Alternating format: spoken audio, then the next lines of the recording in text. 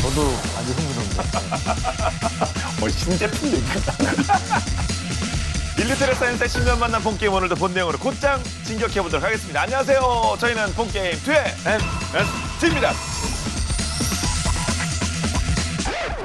자, 그럼 오늘의 주제 영상을 통해서 먼저 확인해 보시죠. 야, 탱크입니다. 아, 탱크 평판이 좀 안 좋거든요. 탱크 주가가 좀 떨어졌죠. 네.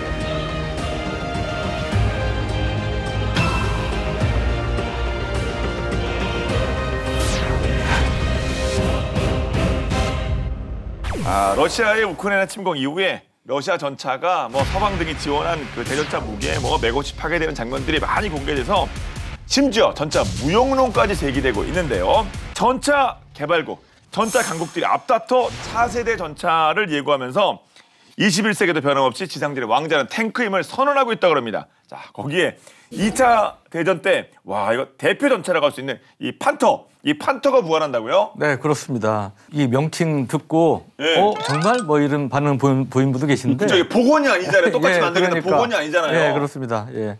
지난 6월 13일에 프랑스 파리에서 유로사토리 전시회가 열렸는데 참고로 유로사토리는 세계에서 가장 큰 지상 장비 무기 전시회 중에 이제 하나라고 볼 수가 있는데 또 이 2022 유로사토리는 코로나 이후에 이제 본격적으로 열린 어떻게 보면 최초의 본격적인 방산 전시회고 그래가지고 굉장히 많은 업체들이 새로운 무기들을 선보였는데 여기서 이제 독일의 라인메탈사가 자체적으로 연구 개발한 KF-51 판터를 선보였습니다. 지금 영상에 보시는 이 모습인데 상당히 이 디자인 자체도 굉장히 좀 미래의 그런 영화 속에 나오는 이제 그런 무기 같죠? 여기서 이제 포탄을 쏘는 게 아니라 레이저를 쏴야 될 것 같은 거의 느낌이에요. 레이저가 나와야 될 듯한 그런 분위기가 이제 바로 KF-51 판터 이제 모습인데 KF 하니까 KF 하면 우리가 또 모두 가슴이 웅장해지죠? 그렇죠. 주제 바꿔서 그냥 KF-21 또 하죠. 필요 없잖아요, 원고. KF-21 우리가 그냥 말로만 해도 한 3회분 찍겠네. 몇 시간 떠들 수 있죠? 우리 사천 얘기만 해도요, 우리가 그냥. 아니, 그러니까 KF 나오니까 KF. 아니, 하늘로 가야 되는데 이게 왜 갑자기 땅 무기 얘기가 나오나, 지상 무기 얘기가 나오나. KF가 뭔 뜻이야, 독일이 왜? 근데 독일어로 KF는 이제 캡틴 파르조이그의 약어인데요. 궤도 차량이라는 겁니다, 독일로. 그래서 파리 유로사토리 전시회는 그 라인메탈사 CEO인 아르민 파페르기르라는 분이 이제 직접 참가를 해서 KF-51 판터야말로 대부분 유럽 국가들이 운용하는 명성 그대로 세계 최강의 전차인 레오파드 2의 계승자고 앞으로 향후 미래 전장의 판도를 바꿀 만한 전차다 이렇게 이제 자랑을 했다고 그러는데 기본적으로 이거는 이제 레오파드 2의 차체를 강화한 이제 차체를 갖고 있고요. 그리고 아까 영상에도 보셨지만 이제 포탑이 레오파드 2하고 또 다릅니다. 좀 개량된 이런 신형 포탑이었고 중량이 59톤. 중량은 레오파드 2 중에 가장 최신형이 이제 A7 V형이었는데 그게 중량이 66.5톤이에요.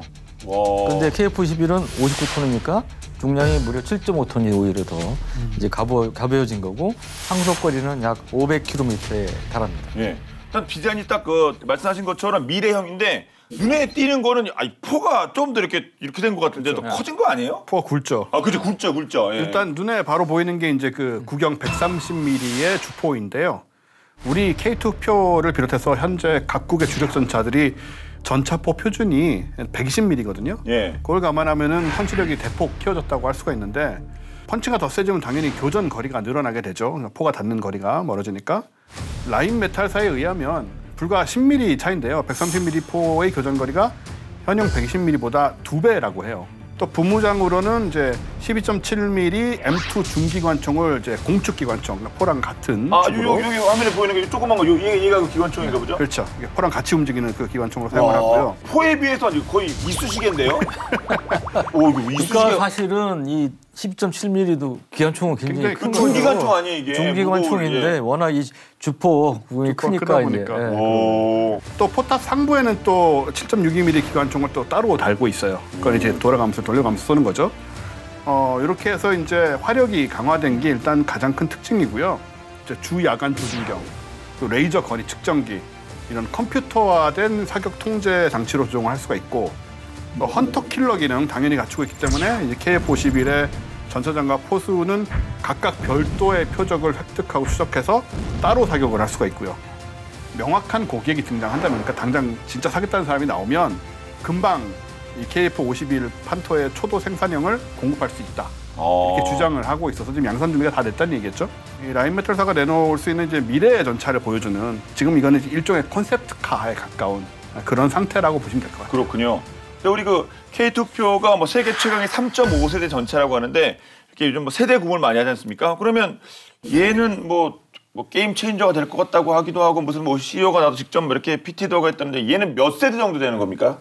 그러니까 우선 이제 세대 구분을 보면 우리가 전차가 처음 1차 세계 대전 때 등장을 하지 않았습니까? 그래서 2차 대전 때 사용된 전차를 보통 1세대로 이제 분류가 하고요.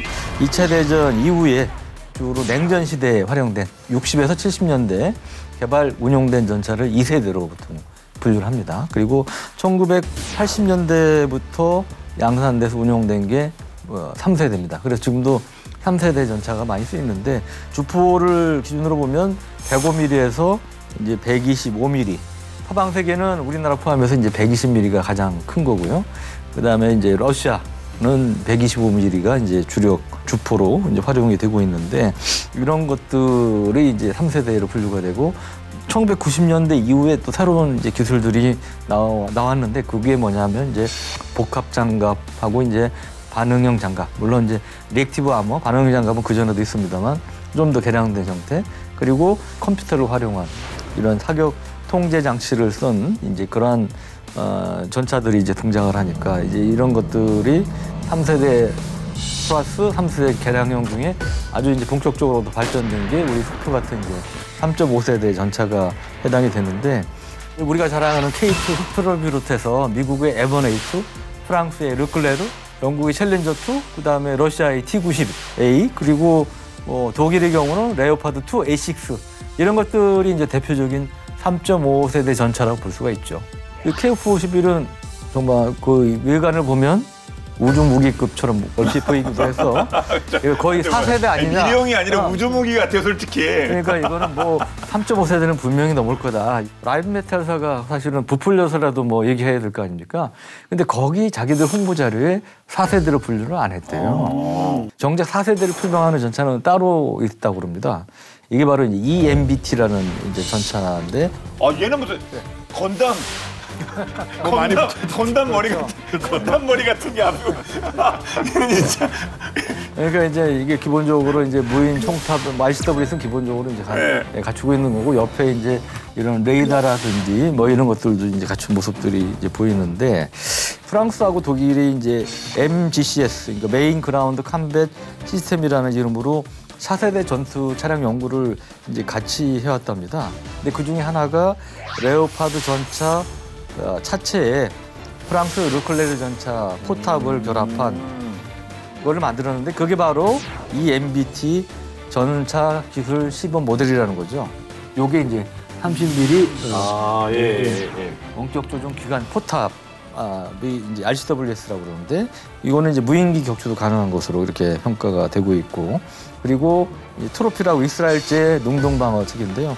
트로피도 역시 장착을 하고 있습니다. 그리고 현재 이 포는 이제 120mm 이제 포인데, 이게 이제 관심을 끄는 게 앞으로 프랑스 방산업체인 넥스터사라는 데가 있는데, 여기서 무려 140mm 포를 개발하고 있대요. 130을 넘어서 140 넘어서 140으로? 140까지. 예, 그러니까 뭐 지금까지 개발된 전차포 중에는 거의 뭐 최대급이라고 볼 수가 있는데, 넥스터가 이제 이 50톤급 르클레르 전차에 140mm 포를 달아가지고 이제 시험을 해보니까 기존 120mm 포에 비해서 위력이 70% 이상 증가가 된 걸로 나왔다고 합니다. 그래서 140mm 포로 이제 바꾸는 거를 검토한다는 거죠. 네.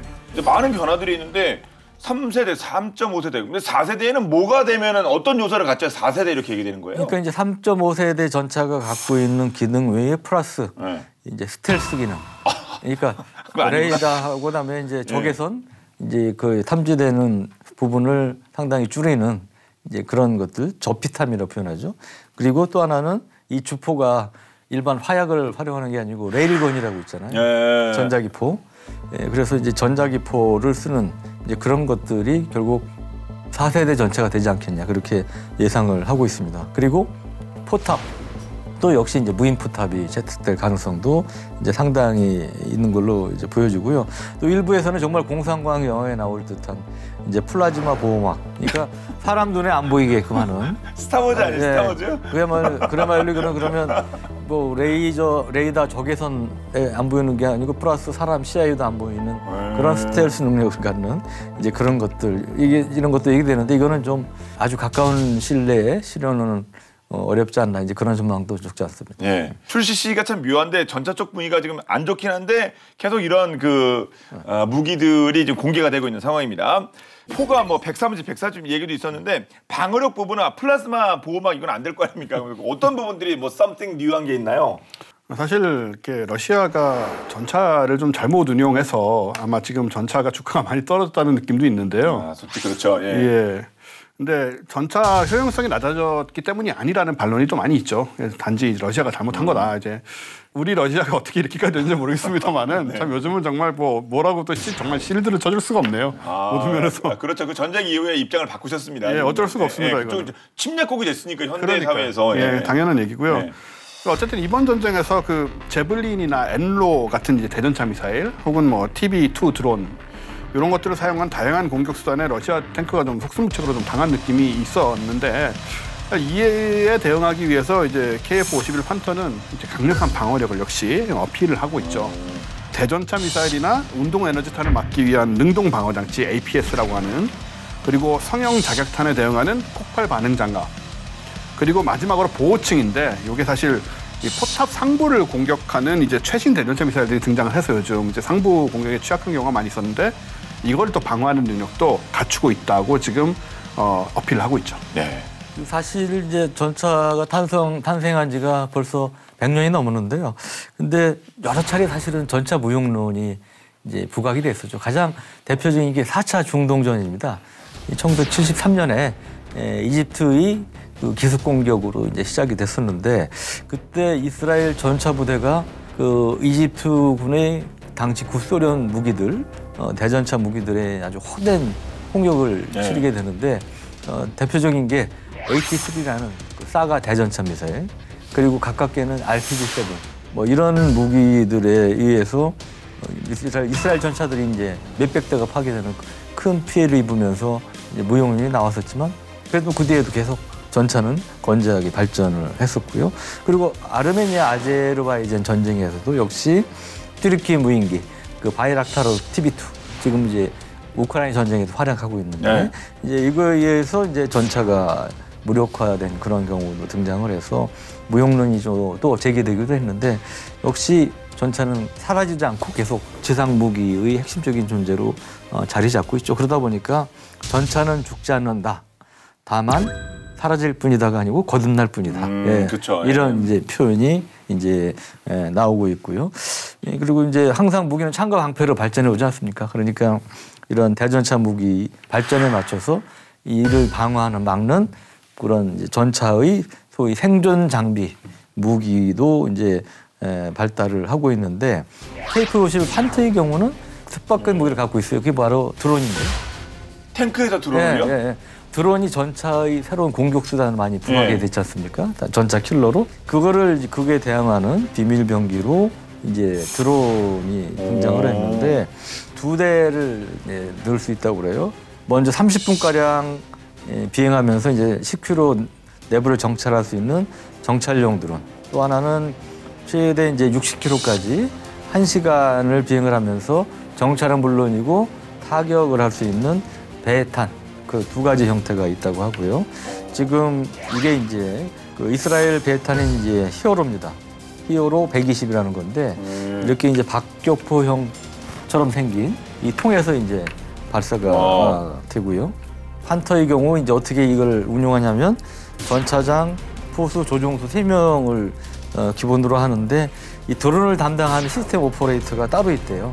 2차 대전 때 전차 무전수처럼 이제 조종수 옆자리에 자리를 잡는다고 합니다. 예, 그만큼 드론 조작병의 역할이 뭐 큰 것 같은데요. 예. 아니 근데 지금 이게 KF-51은 라인메탈이라는 게 회사가 하는 거 아니에요?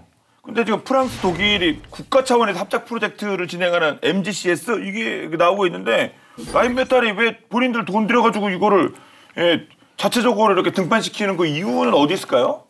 라인메탈사가 오래전부터 그 MGCS 사업의 그 진행 과정하고 업무 분배에 대해서 불만을 계속 제기를 해왔습니다. 아, 그래요?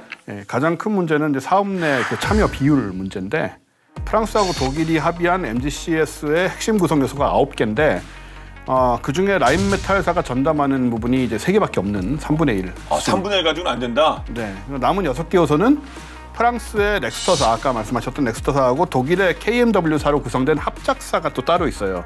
이 KNDS라고 KMW 플러스 넥스터 디펜스 시스템 이렇게 해서 이름을 줄인 건데요. 이게 6개를 담당을 하게 되는데 이 KMW사는 레오파드 2 전차, 푸마 보병 전투차의 차체 개발을 전담을 하고 또 국제 공동 사업이었던 그 복서 차륜형 장갑차 사업을 이제 주도했던 업체예요. 이게 같이 이제 넥스트랑 같이 해서 하고 있는데 우리가 라인메탈이 이 2개의 합작사인 KNDS보다도 2배 이상 큰 대형 기업이다. 그리고 기술적인 선도 기업이고 뭐 경제적 영향력이 큰 이런 그룹 대기업인데 라인메탈사가 MGCS 사업을 주도를 하거나 적어도 더 많은 사업 지분을 인수해야 한다는 그런 주장이 계속 됐던 거죠. 예. 그런데 3분의 1 정도밖에 안 되니 실질적으로 지분은 그래서 불만이 많았고 그래서 본인들이 직접 개발에 나섰나 보죠. 여기 라인메탈, 그 이제 팩이 있습니다. 어떻게 보면 라인메탈 입장에서는 본인의 큰 회사고 한 것도 많은데 뭐 불만이 있을 수도 있겠네요. 뭐 따지고 보면. 그렇죠. 그 라인메탈사가 역사와 전통을 자랑하는 회사잖아요. 2차 대전 때도 세계 최고 수준의 무기들을 만들었던 그런 회사고 그런데 근데 이제 라인메탈이 주목하고 있는 하여튼 MGCS의 가장 큰 최악점은 뭐냐면 시기 문제인데 이게 중요한 게 우리가 무기 도입할 때도 필요할 때 빨리 공급이 안 되면 의미가 없는 거잖아요. 그럼요. 그래서 이제 시기가 중요한데 이게 언제 실전 배치냐? 지금으로부터 무려 12년 된 2035년이에요. 그러니까 너무 늦는다는 거죠. 전차의 어떤 도태가 시작됐거나 곧 도태될 나라들 입장에서 보면 MGCS를 차기 전차로 하기가 좀 부담스러운 면이 있는 거죠.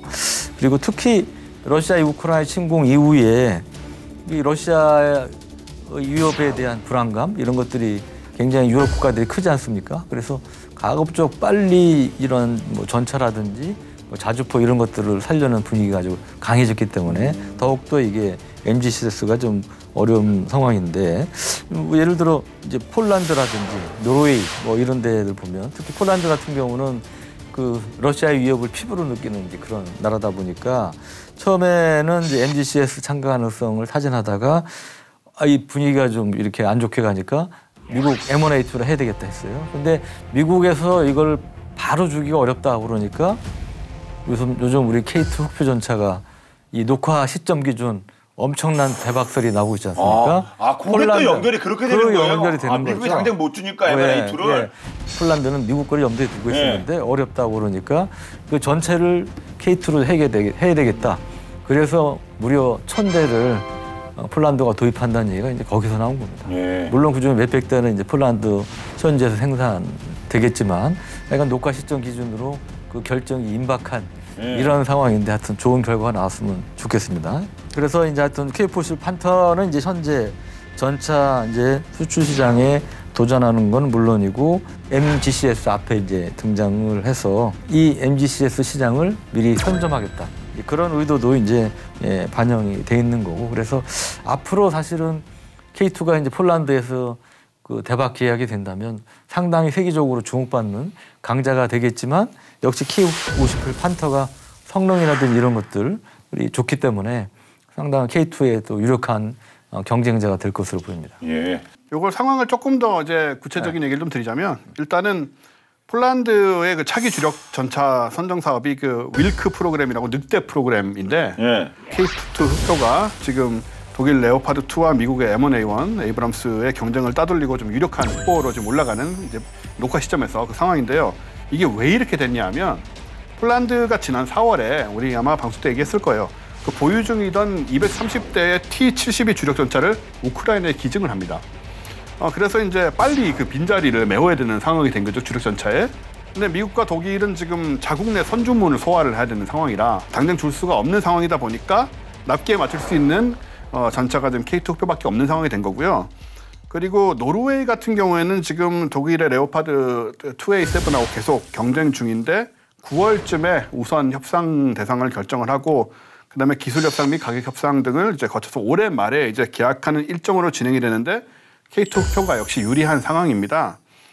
일단 이 두 나라가 K2 흑표에 관심을 보이는 이유는 러시아, 우크라이나의 전쟁에서 드러난 전차의 방호 체계의 중요성도 한몫을 하고 있는 건데 현대전에서 이제 유도 무기의 중요성을 확인한 이제 폴란드와 노르웨이 입장에서는 우리 K2 흑표가 능동 방호 체계를 갖추고 있기 때문에 그런 점에서도 이제 유리하다는 그런 시각을 가질 수밖에 없는 거고요.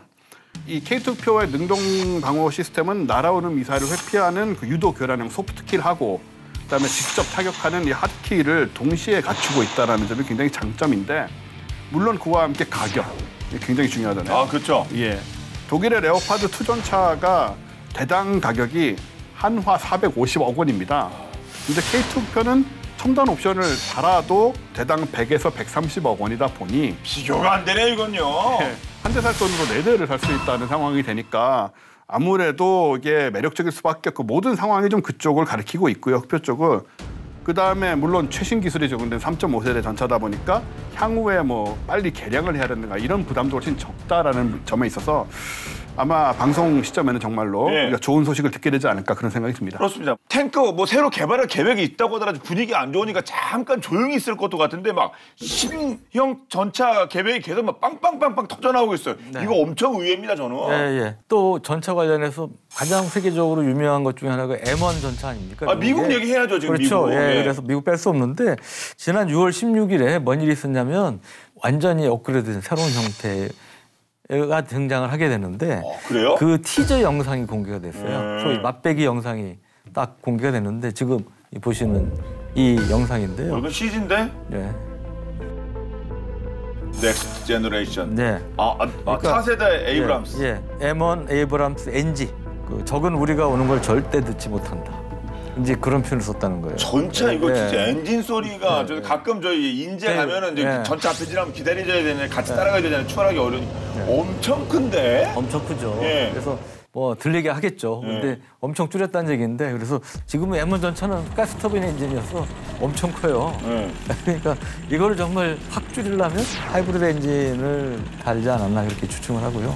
또 하나는 이제 XM360 신형 전차포, 그다음에 30mm M230 기관포, 그다음에 이스라엘제 능동방어 시스템 트로피 등을 이제 장착한 게 얼핏 이제 보였다고 그래요. 그래서 이게 이제 매년 10월 달에 미 워싱턴에서는 아우사라고 그래서 미 육군 협회가 주최하는 세계에서 가장 큰 또 지상 전시회 중에 하나를 열게 됩니다. 매년 여는데 그때 이제 이 실물이 나타날 거라고 그래요.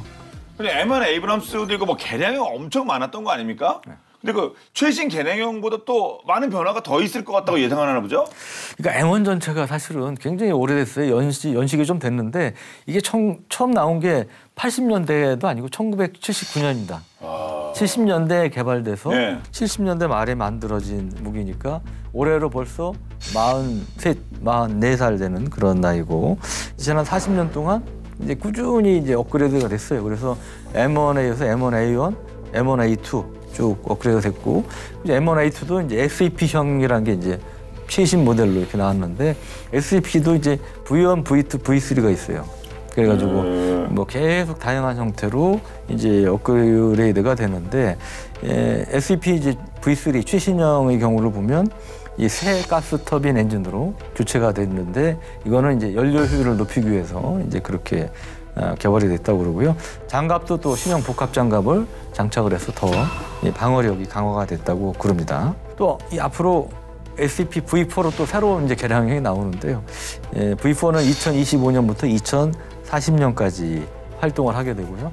그 뒤에 V5 버전까지도 벌써 이제 얘기가 나와요. 계획도 멀리도 바라봤네요. 2040년 이후에는 V5 버전을 쓰는데, 그러니까 우리가 이런 걸 좀 배워야 된다고 생각하는데, 미국은 무기를 만들면 그때그때 요구에 따라서 계속 꾸준하게 개량형을 만듭니다. 업그레이드합니다. 우리가 진화적 개발이라고 표현하는데, 근데 우리는 보통 보면 한번 개발해 놓으면 그걸로 끝인 경우가 많죠. 아예 새로 사거나. 대신에 이제 처음 그 요구할 때 성능이 무지하게 높아요. ROC라고 표현하는데 세계 최고 수준을 요구하니까 시간도 많이 걸리고 돈도 많이 들고. 근데 미국은 처음부터 100% 요구를 안 하고 한 80% 되면 오케이 일단 생산하고 그다음에 단계적으로 높여가는 이러한 방식도 이제 많이 채택을 합니다. 단계적으로 조금씩 개량해서 지금까지 버텨왔는데, 이걸로는 이제 중국이라든지 러시아라든지 이런 나라들에서 나오는 신형 전차를 대응하기 어렵겠다 해서 한 번 확 바꿔보자.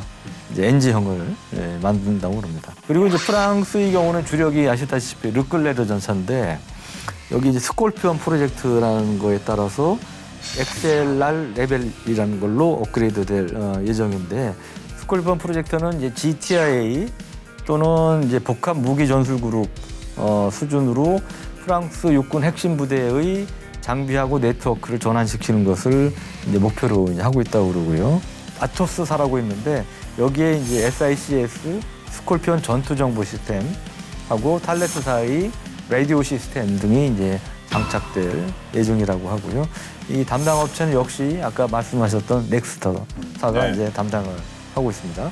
영국 주력은 이제 챌린저 2인데 이 경우도 마찬가지 업그레이드 프로그램이 있는데, 전차장한테 그 주야간 표적을 좀 더 선명하고 명확하게 식별할 수 있는 그런 향상된 타격 통제 시스템을 포함해가지고 이 전천후 헌터킬러 능력을 보유한 그런 챌린저 3로 이제 업그레이드할 계획을 갖고 있다고 그러고요. 그리고 이제 원래 챌린저 전차가 보면 굉장히 무거워요. 이 영국의 기본 개념은 방어가 중요하다. 승무원들의 생존을 보호하는 게 중요하다는 철학에 따라서 장갑도 굉장히 두껍게 아주 강하게 하다 보니까 무게가 다른 나라 주력 전차보다 상당히 무거운 특징이 있는데, 그러니까 이제 이건 또 단점이 되기도 하는 거죠. 근데 하여튼 이 장갑 보호 능력을 여기다 더 보강한 세계 최고 수준의 그 모듈식 장갑, 그다음에 트로피 시스템을 장착을 해서 챌린저 전차의 명성을 계속 이어갈 계획이라고 합니다. 네. 그 전차 강국들이 모두 하나같이 성능 개량에 나선 그런 모양새인데, 근데 사실 그 아르마타라고 있지 않습니까? 그 러시아 뭐 T-13인가요? 근데 이게 뭐 4세대 전차라고 평가를 받고 있다고 하는데, 지난 5월 9일 러시아가 77주년 전승기념일을 맞아서 열병식에서 이 아르마타를 공개를 했다고요, 다시. 네. 우크라이나하고 전쟁을 하는 가운데 또 열병식을 했는데요. T-14 아르마타 전차는 지금 보시는 이건데, 일단 뭐 보기에도 좀 새 것 같이 생겼죠. 좀 새로운 형태로 뭔가 좀 최고 시속 80km 이상으로 현존하는 전차 중에 가장 빠른 속력을 자랑을 하고요.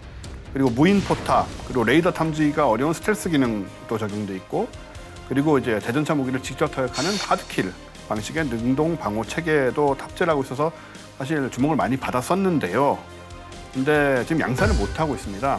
왜냐하면은 아마도 양산에 필요한 비용을 중간에서 좀 착복을 한 경우가 있지 않나. 아, 무슨 비리 이런 얘기가 나오는 거죠? 좀 심한 케이스죠, 이런 케이스는. 그런 의혹이 제기가 돼 있고요. 그리고 지금 러시아가 이제 우크라이나 침공을 하면서 미국이나 유럽 뭐 각국의 무역 제재가 이제 이어지다 보니까 이 핵심 IT 부품을 구하지 못하고 있는 경우가 있다, 분명히 그렇게 보여지고요. 그래서 지금 상황으로 보면은 향후에도 상당히 오랜 기간 동안 양산은 좀 어렵지 않을까. 옛날에 제가 러시아 무기 팬 입장에서는 좀 안타까운 상황에 좀 놓였습니다. 예. 1차 세계대전 당시 은밀하게 깜짝 등장했던 전차는 2차 세계대전에서 최고의 전성기를 누렸었죠. 그 전성기를 가능케 했던 요인은 실패를 두려워하지 않았던 도전정신이라고 합니다. 상상을 현실로 실현시키는 데 주저하지 않았던, 그래서 탄생할 수 있었던 세상 기반한 전차가 있다고 하는데 무엇일지 본방야사에서 다뤄봤습니다.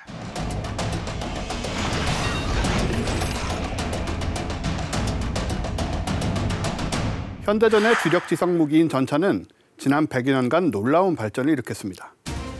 특히 제1차, 2차 세계대전 시기는 전차의 시험장으로 불렸을 만큼 다양한 전차가 쏟아져 나왔는데요.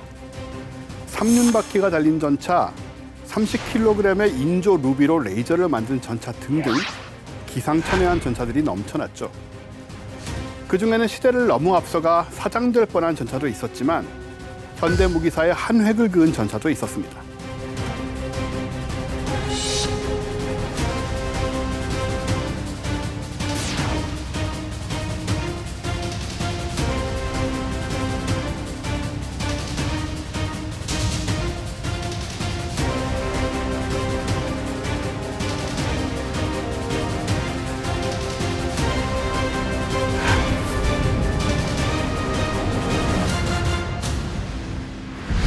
때는 1939년 제2차 세계대전이 한창이던 그때 넓은 땅에서 전차를 신속 배치하고 싶었던 구소련은 공수전차 개발에 많은 관심을 보였습니다. 당시에는 수송기로 전차를 실은 뒤 낙하산을 이용해 낙하시키는 방법을 썼는데요.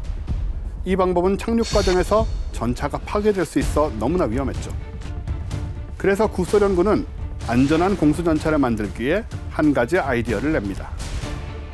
전차에 날개를 달자. 단순하지만 기발한 발상이죠. 구소련은 곧바로 하늘을 나는 전차 개발에 착수합니다. 그리고 연구 개발 끝에 1942년 하늘을 나는 전차 안토노프 A-40이 탄생하는데요. 이 안토노프 A-40은요. 5.8톤 무게의 T-60 경전차를 이용해 만든 공수전차인데요. T-60의 2개의 주익과 2개의 꼬리 날개를 연결하여 비행이 가능하도록 개조하고 견인은 TB3나 PE8 같은 폭격기가 해줬습니다. 그리고 최대한 무게를 가볍게 하기 위해 연료도 아주 최소한만 실었을 뿐만 아니라 전차의 장갑, 포탑, 헤드라이트도 과감히 제거, 오직 12.7mm 기관총 딱 하나만 달았죠. 또한 이륙과 동시에 운전장치가 잠금 해제되고 착륙하자마자 바로 이동할 수 있도록 공중에서 시동을 미리 걸었습니다. 설계대로라면 착륙 후 몇 분 이내에 글라이더에서 전차로 바로 전선에 투입할 수 있었죠. 같은 해 9월 2일 드디어 안토노프 A-40의 첫 시험 비행이 열리게 됩니다. TB3 폭격기는 안토노프 A-40을 견인하며 힘차게 날아올랐는데요. 그런데 이게 웬일입니까? 얼마 되지 않아 TB3 폭격기는 T-60의 육중한 무게에 이리 휘청 저리 휘청 흔들리기 시작했고 글라이더의 날개까지 떨어져 버리고 맙니다. 결국 폭격기는 중간에 안토노프 A-40을 떨어뜨리게 되는데요. 안토노프 A-40은 공항 인근 들판에 간신히 착륙하게 됩니다. 불행 중 다행인 건 전차가 자력으로 기지에 돌아오는 데는 성공했죠. 그 원인은 글라이더에 있었는데요. 당시 구소련의 글라이더는 T-60 탱크를 들고 날기엔 너무나 연약했습니다. 적어도 글라이더의 속도가 시속 160km는 되어야 했는데 구소련에는 그 정도로 강력한 견인을 할 수 있는 항공기 엔진이 없었죠. 결국 안토노프 A-40은 단 한 번의 시험 비행을 끝으로 개발을 멈추게 됩니다. 하늘을 나는 공수전차란 너무 무모한 발상이었던 걸까요? 사실 이와 비슷한 시도는 다른 나라에서도 있었는데요. 제2차 세계대전 당시 일본군은 KU-6라는 글라이더형 전차를 개발했지만 비행 안전성, 시야 확보 등 모든 면에서 성능이 최악이라 실패했고요. 영국도 탱크를 전장에 운반할 꼬리 없는 이동 날개 글라이더 프로토타입을 개발했는데요. 이 역시 실패로 이후 개발이 무산되었죠. 이처럼 플라잉 탱크를 만든다는 건 쉬운 일이 아니었습니다. 구소련이 러시아로 바뀌고 그보다 한참 더 시간이 흐른 2001년 러시아 창공에 드디어 전차가 뜨게 됩니다. 날개를 달았냐고요? 아닙니다. 낙하산을 의지해서죠. 바로 스프르트 SDM-1 전차인데요. 이 전차는 러시아 공수부대를 위해 특별히 설계된 전차로 무게 18톤에 125mm 고압 저반동포로 무장했죠. IL-76 수송기를 통해 공중 수송을 한 후 하늘에서 승무원이 탑승한 채로 낙하산을 타고 내려오는데요. 여기에 쓰이는 낙하산은 우리가 익히 아는 낙하산의 형태와는 다르게 마치 낙하산이 군집을 이룬 듯한 형태를 하고 있죠. 여러 개의 낙하산이 전차의 무게를 분산시키고 안정적으로 착륙할 수 있도록 해주는 겁니다. 물에 착륙할 경우 수상 주행까지 가능해 그야말로 전천후 전차를 할 수 있겠습니다. 과거 5.6톤 전차도 겨우겨우 날렸던 것을 생각하면 정말 엄청난 발전이죠. 실제 러시아는 1984년부터 2001년까지 약 17년 넘게 스프루트 SDM-1 개발에 매달렸습니다. 차체를 알루미늄 합금과 합성 스킨으로 구성해 최대한 가볍게 만들었죠. 그렇게 오랜 기간 연구 개발 끝에 2005년 러시아는 세계에서 유일하게 공수 전차를 운용 중인 국가라는 타이틀을 획득한 건데요. 러시아 공수부대에서는 이 스프루트 SDM-1으로 계속 훈련과 성능 테스트를 하고 있으며 아직 실전에 투입되지는 않은 상태입니다. 언젠가는 실전에서 활약할 날을 보게 되겠죠. 만약 안토노프 A-40의 실패에 좌절해 공수전차에 대한 연구 개발을 접었더라면 오늘날의 이런 성과는 없었겠죠.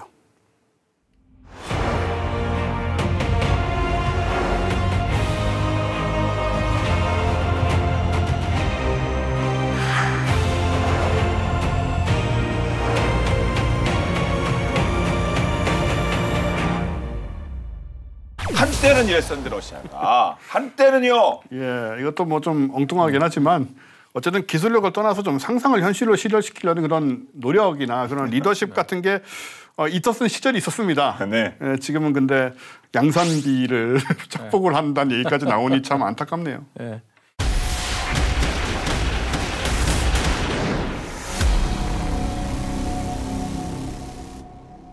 자, 3.5세대 전차 가운데서 가장 최신 기술을 적용한 것으로 평가받는 우리 K2 흑표. 역시나 우리 2030년대 향후 배치를 목표로 또 새롭게 또 업그레이드가 되어야 되지 않겠습니까? 우리 것도 그렇습니다. 우리 군에서도 사실 이제 흑표 전차가 세계 정상급으로 평가받고 있지만 2030년대 배치를 목표로 해서 세계 최정상급 기존 현존 주력 전차들을 모두 능가하는 것을 목표로 신형 전차를 개발 중인데요. 그 K3라고 이제 알려져 있죠. 많이 바꿨네요. K2A1도 아니고 K3로 바꿨다는 큰 변화 아닙니까? 그렇죠. 예. 아직까지 구체적인 내용은 잘 알려지지 않고 있습니다. 근데 이게 이제 2030년대이기 때문에 아직 시간이 좀 남아 있고 그래서 그런 측면도 있고 또 하나는 이 흑표가 지금 이제 4차 양산까지 하는 상황이지만 원래 목표했던 대수가 한 700대, 700대 되고 그랬는데 지금까지 4차 양산까지 해도 그보다 훨씬 못 미쳐요. 그래서 이제 그런 부분, 그다음에 흑표의 추가 개량 부분도 아직 명확히 결정이 안 됐기 때문에 이제 그런 것 때문에 아직까지 구체적인 것들은 결정되거나 이런 것들은 없고요. 다만 대략 요구 성능이 이러이러한 개념이 있다는 것들이 이제 알려져 있는데 이제 언론 보도된 것들 종합해 보면 제일 중요한 것 중에 하나가 유무인 복합 운용체계 아닙니까? 네. 멈티. 그러니까 마찬가지. 사람이 조종하지만 필요할 경우 무인으로 하고 무인 차량이라든지 심지어 무인 항공기, 무인 UAV 등과 함께 전투를 벌일 수 있는 이제 멈티 기능 능력을 가져야 된다. 두 번째는 이 추진 방식은 가스터빈이나 디젤이나 그런 거 써왔는데 이제는 그 하이브리드 또는 수소 연료 전지 방식을 쓴다. 스텔스 능력. 적외선, 그다음에 레이더에 잘 잡히지 않는 거, 플러스 궁극적으로는 사람 눈에도 안 보이는 소위 스텔스 망토를 쓴 전차. 요술망토처럼. 그렇군요. 이제 현대전은 네트워크전 아닙니까? 그러니까 네트워크 통합 능력을, 통합 전투 능력을 가져야 될 필요가 있다 이런 거고요. 근데 우선은 이제 보면 무인화 관련해서 포탑이 이제 무인화될 걸로 보입니다. 이 개념적으로 알려진 건데 K3 전차 후미에서 이 미사일을 수직으로 쏘는 우리가 VLS라고 그러죠. VLS는 사실 함정이나 잠수함 같은 데서만 쓰는 걸로 생각했잖아요. 그 깊이가 좀 있어야 되는 거 아닙니까? 근데 이게 큰 미사일이 아니고 조그만 미사일을 발사하는 경우 VLS를 만약에 K3 전체에 쓴다면 우리가 이제 다연장 로켓의 경우 별도의 론처 발사대를 써서 움직이지 않습니까? 이제 전차에서도 200mm, 300mm 로켓은 아니겠지만 이 작은 미사일이나 이런 것들을 이제 발사를 할 수가 있다는 거죠. 그래서 이런 것들을 통해서 지상 목표는 물론이고 대공 목표물. 그것도 가능했군요. 그렇죠. 무인기라든지 아니면 저공 비행하는 적 항공기라든지 헬기나 그러네요. 특히 이제 헬기 같은 경우 이제 상당히 효과적인 타격 수단이 될 수 있습니다. 그래서 문제는 이게 이제 크기, 공간이 배야 엄청나게 크지만 전차는 너무 작잖아요. 작은데 거기에 수직 발사대까지 설치하고 더구나 이 스텔스 기능을 가지려면 웬만하면 작은 게 좋지 않겠습니까? 근데 이제 이 관련해서 주목받는 게 우리 호주의 장갑차 사업 후보 유력 후보에 올라 있는 하나디펜스 레드백. 네. 이게 이제 기본적으로 이제 스텔스형 디자인을 갖고 있어요. 형태 자체가 탐지되는 면적도 작고 피탄 유사시 맞을 수 있는 그런 가능성도 좀 줄어들었고 이런 것들을 좀 응용해서 아마 또 K3 전차를 개발하지 않을까 그렇게 예상도 나오고 있습니다. 네. 오늘 뭐 130mm, 140mm 주포기까지 나왔는데 K3 전차는 어쩌면 주포가 레일건으로 변경될 수도 있다. 레일건이요? 예, 레일건. 이건 완전히 이게 얘기가 달라지는 거 아닙니까? 이거 장착만 하면 이건 뭐 그냥 전 세계 우리 K3를 그냥 다 깔겠는데 탱크 레일건만 나오면 약간 SF로 진입도 하는 상황인데 완전히 게임 진짜 게임 체인저죠 이거. 뭐 다 꺼지라 그래. 근데 레일건만 장착하면 K3가 다 먹는 거죠. 사실 뭐 레일건의 원리는 자기 부상 열차하고는 비슷하죠. 저 자기장에 플러스 마이너스가 서로 이제 붙고 같은 그 길이는 밀어내고 이제 이런 법칙들을 활용을 하는 건데, 근데 이게 왜 중요하냐면은 지금 이제 포구 속도의 증가가 좀 한계에 도달을 하는 거예요. 왜냐하면 이 화약 폭발 시에 발생하는 그 이산화탄소, 분자량이 큰 이산화탄소의 그 팽창을 이용을 하는 건데 지금의 경우에는 굳이 화학적으로 얘기를 하자면요. 근데 이제 결국 이 얘기는 뭐냐면은 그 장약이 강력해짐으로써 포구에서 이제 속도가 커진다, 포탄의 속도가 커진다 이 개념인데요. 이런 고체 장약 추진식 이 전차포의 이제 재래식 기술을 계속 개발하는 거는 결국은 이제 한계점이 올 수밖에 없습니다. 거기에다 뭐 무한히 뭐 핵무기를 쓸 수도 없고 무한히 계속 그 강한 장약을 넣을 수는 없잖아요. 이제 전문가들이 이제 공통적으로 이제 여기에 대해서 이제 우려를 나타내고 있고 결국 이제 대안을 이제 내야 되는데 그게 바로 레일건인 거죠. 레일건을 일단 화약을 전혀 안 쓰고요. 전류만 크게 공급이 되면 탄환에 아주 큰 힘을 적용할 수가 있고 아주 빠른 속도로 발사할 수가 있는데 이 속도가 어느 정도냐면은 1분에 160km, 그러니까 음속의 8배, 마하 8의 속도로 포를 날릴 수가 있죠. 게다가 이제 우리 원래 전차포에는 탄두하고 장약을 따로 장착을 하잖아요. 근데 이 경우는 장착이 필요 없으니까 탄두만 넣으면 되고요. 훨씬 단순하고 빠르게 장전이 되는 거죠. 지난 2011년에 미 해군이 약 33메가줄 위력의 레일건 실험에 성공한 예가 있었습니다. 센 거예요? 예, 일단 메가란 말이 들어갔다는 점에서 뭔가 세다는 느낌을 받을 수가 있는데 간단히 말씀드리면 1메가줄이 1톤짜리 물체를 시속 160km의 속도로 날리는 게 1메가줄이니 그것의 33배예요. 그러니까 33톤짜리 물체를 시속 160km의 속도로 던져버릴 수 있는 게 33메가줄이니까 포탄이 작잖아요, 훨씬. 포탄은 기껏해야 뭐 몇십 킬로그램 뭐 이 정도인데 그거를 날리는 힘을 생각해 보시면 어마어마한 속도로 좀 약간 작은 탱크가 뭐 40톤 이렇게 하잖아요. 그렇죠. 40, 50톤 그러면 조그만 탱크 하나를 그냥 그냥 그 속도로 날리는 거예요. 그 정도 힘으로 웬만한 장갑차는 그냥 날릴 수 그 장갑차도 되면 그냥 날리겠네요. 엄청난 에너지죠. 그러니 이거를 포탄에 적용하면은 말 그대로 마하 8 뭐 이런 마하 6 이런 개념이 나온다는 것이고요. 그럼에도 불구하고 이제 문제가 없는 건 아니죠. 초음속에 의한 충격파가 생깁니다. 소닉 붐이 발사 순간부터 막 그러니까는 그 충격파의 진동이나 소음이 어마어마하고 그 다음에 포신화에 가해지는 이게 이제 금속이잖아요. 쇳덩어리니까 포신화에 가해지는 자기장 충격도 있고요. 그 다음에 전력을 엄청나게 써야 되기 때문에 비용도 있고 뭐 배터리 전력 어떻게 공급하느냐 이런 문제도 있기 때문에 아직은 실전 배치가 좀 어려운 상황이긴 한데요. 그래서 우리 국방과학연구소 LED가 어떤 생각을 하냐면은 전열 화학포 형태의 레일건을 연구 개발 중입니다. 이건 뭐냐면은 전기를 그냥 공급을 하는 게 아니고 이 뇌관이나 장약을 터트려서 그거를 전기 에너지로 전환해서 레일건의 에너지를 공급을 하는 거예요. 와, 말만 들어도 천재. 예, 이게 사실 천재. 이론적으로는 얼마든지 뭐 모든 에너지는 서로 전환이 가능하기 때문에 얼마든지 이 폭발 에너지를 전기 에너지로 바꿀 수 있죠. 근데 기술적으로는 쉬운 일은 아니죠. 그 안에서 다 조그만 데서 다 해내야 되니까. 사실 이게 장점이 뭐냐면 기존 화포하고 같은 구조를 가지는 장약하고 이 포탄을 이렇게 같이 집어넣는 이런 구조를 가지면서도 레일건에 비해서 전원 장치의 규모를 5분의 1 이하로 줄일 수가 있고 그리고 기존 화포에 비해 이제 포구 속도나 포구 에너지 증대도 쉽고 음속의 8배까지는 안 돼도 음속의 5배까지는 쏠 수 있다. 그래서 이렇게 이제 지금 개발하고 있는 전열 화학포는 만약에 잘 만들어지면은 그야말로 정말 매우 실용적이고 또 공포의 대상이 될 수 있죠. 네. 전차는 죽지 않는다. 다만 거듭날 뿐이다. 이 말이 팍팍 와닿는 그런 시간이었는데 오늘 전차 이야기 두 분 어떠셨습니까? 몇십 년 지나고 나면 우리가 알던 것과는 상당히 다른 게 되지 않을까. 진짜 레이저도 쏘고 레일건도 쏘고 뭐 뒤에서 미사일도 나가고 드론하고 같이 움직이고 뭐 이런 굉장히 다양한 형태의 그런 작전을 수행할 수 있는 그런 구조로 거듭나는 그런 상황이 지금 흐름이 아닌가 그렇게 생각이 되네요. 네. 우리가 전차의 개념을 한번 생각해 볼 필요가 있다고 보는데요. 전차라는 용어는 사실 이집트 시대에도 파라오도 옛날 전차를 탔다는 게 나오고 삼국지에도 전차가 나옵니다.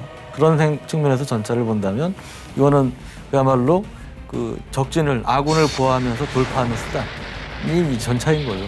그래서 그런 개념으로 본다면 원세 말씀하셨지만 전차는 달라진 형태로 올해도 계속 존재할 수밖에 없다. 미래전에도 끊임없이 진화할 수밖에 없다는 생각이 듭니다. 예, 저 개인적인 생각으로 말씀하신 것처럼 적진을 돌파를 하고 막 뒤에서 이제 수직 발사가 미사일 나가고 그러잖아요. 레이저 쏘고 레일건 쏘고 딱 로봇이에요. 딱 건담입니다. 저도 그렇게 했는데 다리만 붙으면 그렇죠. 다리만 바퀴로 바꾸면 여기 레이저 쏘고요. 그러니까 딱 이쪽으로 농담입니다. 자, 오늘 본 게임은 여기까지입니다. 본 게임은 국방TV 유튜브를 통해서 언제든지 시청할 수 있으니까요. 많은 활용 부탁드리겠습니다. 다음 주 더욱더 화끈한 내용으로 돌아올게요. 지금까지 저희는 본 게임 2의 MSG였습니다. 고맙습니다. 네. 전차가 이런 강력한 신제품이 막 연달아 나오는 게 준비되고 있군요. 네. 그러니까 이게 보면 기다렸다는 듯이 이제 나오는 것이 말씀하신 전차 무용론을 또 이제 불식시키는 뭐 그런 노력 유란으로도 볼 수가 있죠. 그렇죠. 저는 있던 거 이거 폐기해 이제 못 쓰겠다 이럴 줄 알았거든요, 솔직히.